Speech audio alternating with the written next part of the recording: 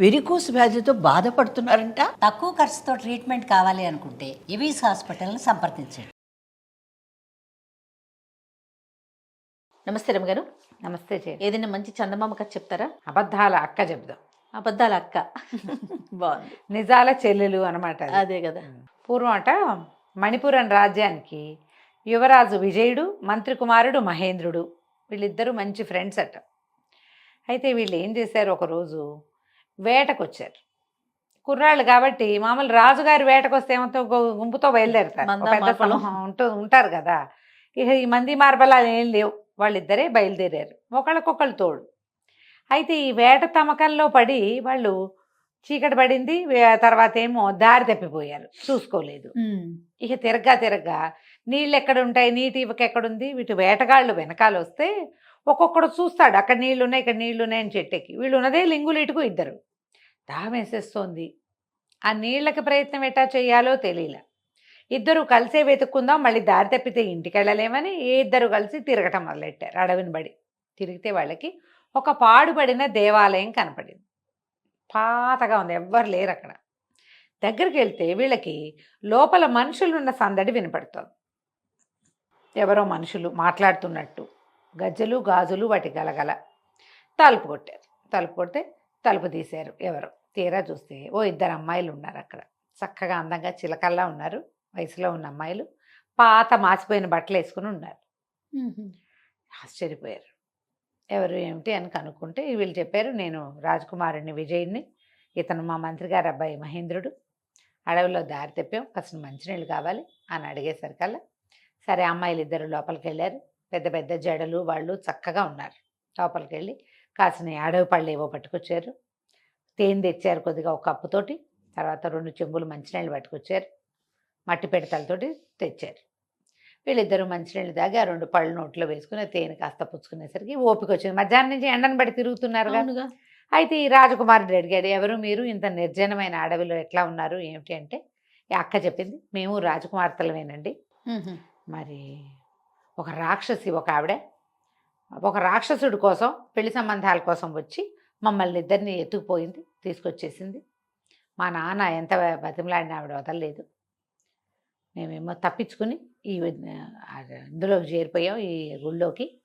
గుడి కాబట్టి రాక్షసి రాదు. ఇంకా ఈ దారి ఎలా వెళ్ళాలో తెలీదు. మా నాన్నకి చచ్చే భయం రాక్షసి అంటే. ఆయన మా కోసం ఏ ప్రయత్నం చేయాలి, ఆయన ఊళ్ళో ఉండిపోయాడు. తప్పించుకుని అక్కడికి ఎలా వెళ్ళాలా అని ఆలోచిస్తూ మేము ఇక్కడే ఉండిపోయాం. ఏదో అందని కాయ కసరు తింటున్నాం, మేము తలుపులు వేసుకుని లోపల ఉంటున్నాం అని చెప్పింది.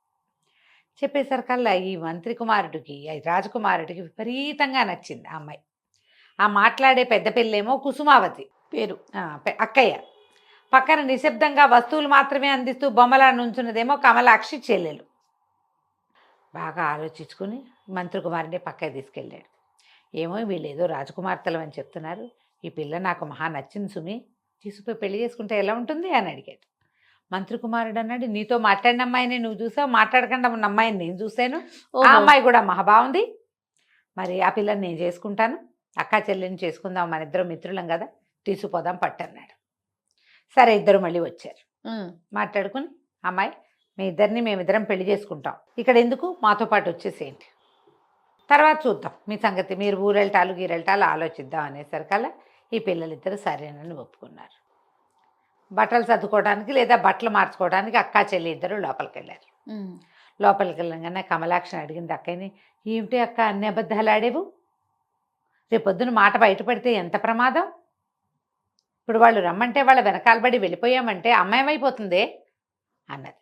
అనేసరికల్లా కమలాక్షి అంది, కుసుమావతి చెప్పింది, నేనన్నీ ఆలోచించాను, అమ్మ కూడా మన చక్కగా సెటిల్ చేయాలనుకుంటోంది, రాజకుమారుడు మంత్రి కుమారుడు మనకెక్కడ దొరుకుతారే, వాళ్ళంతటా వాళ్ళు వెతుక్కుంటూ వచ్చారు లోపలికి, సిరిడా మోకాలు అడ్డకు, అమ్మాయమైపోతుందని ఆలోచించద్దు అసలు, అమ్మ కూడా ఇదే కావాలి, ఎక్కడో చోట మంచి చోట మన పడేయటమే కదా కావాలి, శుభ్రంగా రాజప్రాసాదంలోనూ మంత్రిగారి భవనంలోనూ ఉంటాం మనం, అమ్మాయినే ఇదే కోరుకుంటుంది, మాట్లాడకుండా బయలుదేరిన బదు. ఇంతకీ ఏమిటి సంగతి, వీళ్ళేమి రాజకుమార్తెలు కాదు, ఈ దేవాలయం ఉన్న అడవికి బాగా ఎగువనున్న ఒక పల్లెటూరులో వాళ్ళు. ఆ పిల్లల తండ్రి ఒక ధనవంతుడి దగ్గర పెద్ద మొత్తంలో అప్పు తీసుకున్నాడు, వ్యాపారంలో పెట్టాడు, వ్యాపారం పోయింది, ఆయన అప్పు తీర్చలేకపోయాడు. ఆ ధనవంతుడు నీ పిల్లలిద్దరిని నాకు ఇచ్చి పెళ్లి చేయమని మొదలుపెట్టాడు. ఇద్దరు పిల్లలు అప్పటి కాలంలో ఉండేది, ఇద్దరిని ముగ్గురిని చేసుకునేవాళ్ళు. ఈ పిల్లల్ని ఇచ్చి పెళ్లి చేయలేక ఆయన 50 ఏళ్లవాడు, ఈ పిల్లలు 16, 18 ఏళ్ల పిల్లలు. తండ్రి గుండెపోటు వచ్చి ఆయన కాస్త మరణించాడు. తల్లి ఆ ధనవంతుడి నుంచి తప్పించుకోవటానికి ఇల్లు వాకిలి అక్కడే వదిలిపెడితే వాళ్ళ ఇల్లు జప్తయిపోతుంది, పోతే పోయింది. పిల్లల్ని మాత్రం లేవదీసుకుని ఆవిడ ఆ అడవులన్నీ దాటుకుంటూ ఈ అడవిలోకి వచ్చింది.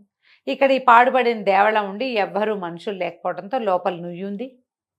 దేవళానికి గిన్నె దొన్నె పాత్ర సామాగ్రి ఉంటాయి. అవును. మరి ఈ సామాగ్రితోటి దొరికిందేదో వండుకుని పిల్లలిద్దరిని అక్కడ దాపెట్టుకుని ఉన్నది ఆవిడ. చెరుకో మూట బట్టల మూట తెచ్చుకుని అక్కడ ఉన్నారు వాళ్ళు.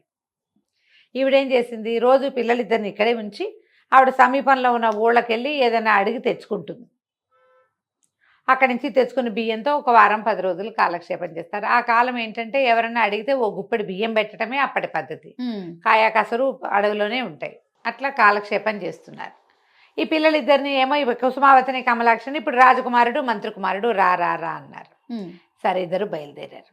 ఈ చిన్న పిల్ల ఏం చేసింది, అమ్మకి తెలియకుండా అయిపోతుందని ఒక పాత ఓణి ఒకటి ఉంటే దాన్ని చింపి చిన్న చిన్న తుంపులు చేసి పెట్టుకుంది. ఇంత పీలికల్లాగా చేసింది.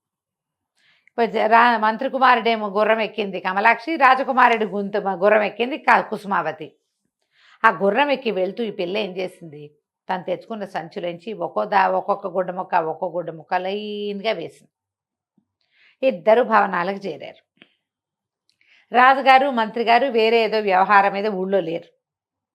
పెద్దమ్మాయిని రాజప్రాసాదంలోకి, చిన్నమ్మాయిని మంత్రి గారి భవనంలోకి బట్వాడా చేశారు. చీకటి పడేసరికి మర్నాడు పొద్దుటకో ఈ ముసలావిడ ఇంటికి వచ్చింది. పిల్లలిద్దరూ కనపడలే ఈ గుళ్ళో. అయితే ఏమయ్యారని అటు ఇటు చూస్తే ఈ గుడ్డ పిల్లకలు కనపడ్డాయి. ముందు భయం వేసింది, ఓణి చిరిగిపోయిందా పిల్లది, ఏదైనా ప్రమాదం ఎదురైందని. తర్వాత తెలిసింది అవి ఒక లైన్ ప్రకారం వేయబడి ఉన్నట్టుగా కనపడుతోంది. ఆ గుడ్డ పుచ్చుకుని నడిస్తే ఇంకో ముక్క కనపడింది, మళ్ళీ అది పుచ్చుకుని నడిస్తే ఇంకో ముక్క. అది నగరం వైపుకి దారి తీస్తుంది. ఓహో, పిల్లలు తాము వెళ్ళిన దారి మనకు తెలియజేశారు, చూద్దామని ఆవిడ దారి పుచ్చుకుని ఊళ్ళోకి వచ్చేసారు కల్లా రాజుగారి భవనం దాకా. రాజుగారి భవనం మంత్రి గారి భవనం పక్క పక్కన ఉన్నాయి. వాటి ఎదురుగుండా నిలబడి చూస్తోంది అటు ఇటు ఆవిడ, ఎట్లా కనుక్కోవటం అని. ఇంతలో ఏమైంది, ఈ రాజుగారి భవనంలో చేరి ఉన్న కుసుమావతి కిటికీలోంచి తల్లిని చూసింది. చూసి ఒక పని మనిషిని, ఒక సేవకురాలను పిలిచి ఆవిడని పంపించేసి ఇక్కడి నుంచి. ఆవిడ అడుగుతుంది, మాకు తన కూతుళ్ళని అదని మాట్లాడద్దు, పంపించి అవతలకి అనేసరికి ఆ అమ్మాయి వెళ్ళి, ఏమిటమ్మా ఇక్కడ నుంచున్నావు, పద ఇక్కడ నుంచోకూడదు, అట్లా వెళ్ళిపోవని కేకలేసి ఆవిడ అవతలకి వెళ్తుంటే మంత్రి గారి భవనం మీద మేడ మీదకి వచ్చిన కమలాక్షి తల్లి గురించి ఆలోచిస్తోంది. అమ్మాయి ఏమైపోతుందో, వెతుకుందో లేదో, తెలిసిందో లేదో, అర్థమైందో లేదని. కిటికీలోంచి చూసేసరికి తల్లి కనపడింది. ఆవిడ నడిచి వెళ్ళిపోతుంది.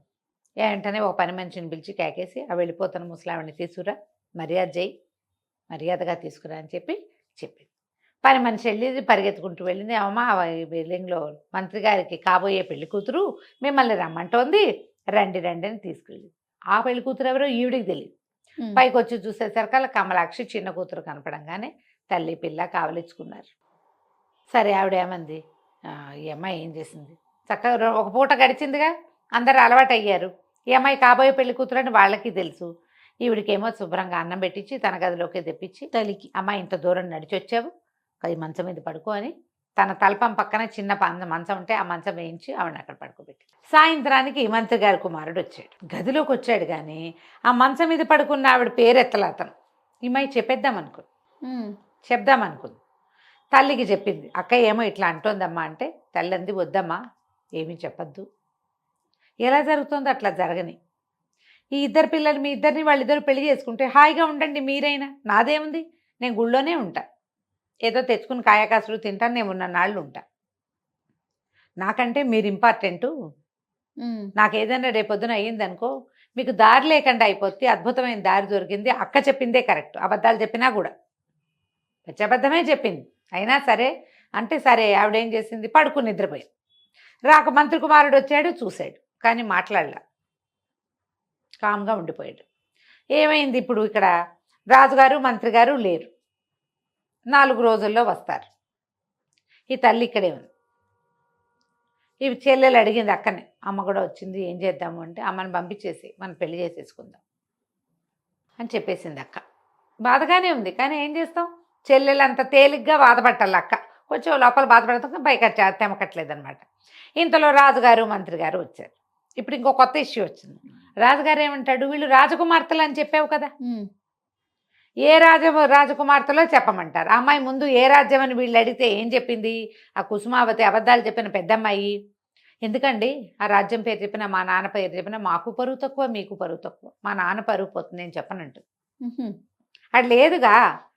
ఈ రాజుగారు వచ్చాక రాజుగారు ఏమన్నాడు, ఇక పరువు పోయేదేముంది, మనం పెళ్లి చేసుకుంటున్నాం కదా, ఎట్లాగూ అమ్మాయిని రాజు పేరు రాజ్యం పేరు చెప్పమని, పిల్లలు అక్కడ పంపిద్దాం, తర్వాత మనం తరలి వెళ్ళి పెళ్లి చేసుకుందాం. ఆడపిల్లల్ని మన ఇంటికి తెచ్చుకు పెళ్లి చేసుకుంటే మర్యాద కాదు, వాళ్ళ ఇంటికి సగౌరవంగా 100 మంది సైనికులు ఇచ్చి 4 పల్లకీలు ఇచ్చి పంపుదాం అనేసరికి మళ్ళీ వచ్చారు. మంత్రి రాజుగారు అబ్బాయి వచ్చి, మీ ఊరేమిటి, మీ నాన్నగారి పేరేమిటి, మా నాన్నగారు ఒప్పుకోవట్లేదు చెప్పాలన్నాడు. ఏమై బాగా ఆలోచించి, మా ఊరేమో మందారపురం, మా నాన్నగారి పేరు మనవాళ్ళుడు అని చెప్పేసింది. ఏదో పేరు చెప్పేసింది, మందారపురం అనేది సరే అయ్యింది. అక్కడ ఉంది అది, ఏదో లేదు, ఊరే లేదు. తర్వాత మళ్ళీ మంత్రి గారి కుమారుడు కమలాక్షని చూడడానికి వచ్చాడు. వస్తే చెప్పాడు, మిమ్మల్ని అక్కడికి పంపిద్దాం అనుకుంటున్నాం, మీ ఊరు మరి మీ రాజ్యం ఏ వైపు ఉందో చెప్తావా అన్నాడు. అనగానే ఆ పిల్ల గబుక్కును గలవల ఏడిచేసింది.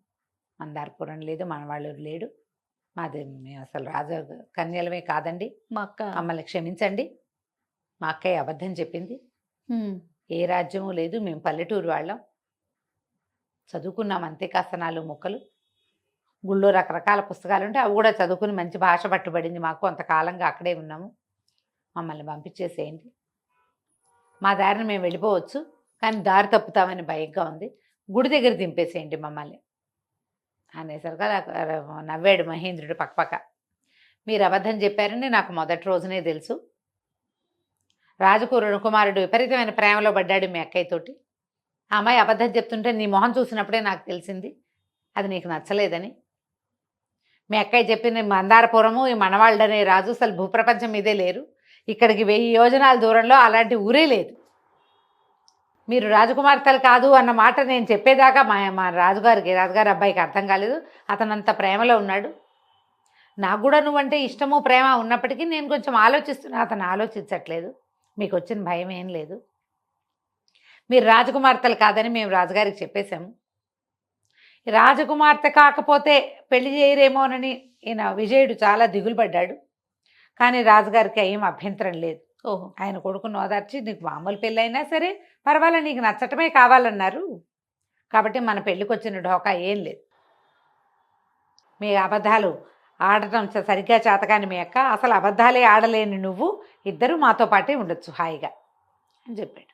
తర్వాత రాజుగారు వచ్చి ఈ ఆడపిల్లలిద్దరిని ఆశీర్వదించి చక్కగా అంగరంగ వైభవంగా రాజుగారి అబ్బాయికి కమల అమ్మాయిని, పెద్ద అమ్మాయిని కుసుమావతిని, చిన్న మంత్రి గారి అబ్బాయికి ఏమో కమలాక్షిని ఇచ్చి చక్కగా పెళ్లి చేశారు.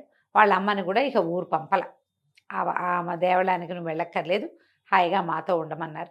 అయితే అడవిలో పురాతనంగా ఉన్న ఆ పెద్ద దేవాలయాన్ని మళ్ళీ వీళ్ళు ఏం చేశారంటే రాజుగారి అబ్బాయి మంత్రి గారి అబ్బాయి ఇద్దరు కలిసి చక్కగా బాగు చేసి పురాతనమైన మందిరాన్ని ఇక్కడి నుంచి రాజ్యం నుంచి చక్కగా రథం వేసుకుని అక్కడికి వెళ్ళేలాంటి ఏర్పాట్లు చేశారు. ఓకే, పురాతన దేవళం, దాన్ని వదిలిపెట్టుకోకూడదు, దానివల్లే మనకి పెళ్ళిళ్ళని మంచి భార్యలు దొరికారని ఆ దైవాన్ని కూడా చక్కగా ఆరాధించుకుంటూ సుఖంగా ఉన్నారు. కథ కంచికి మనం ఇంటికి. నమస్తే రమ్మగారు. నమస్తే.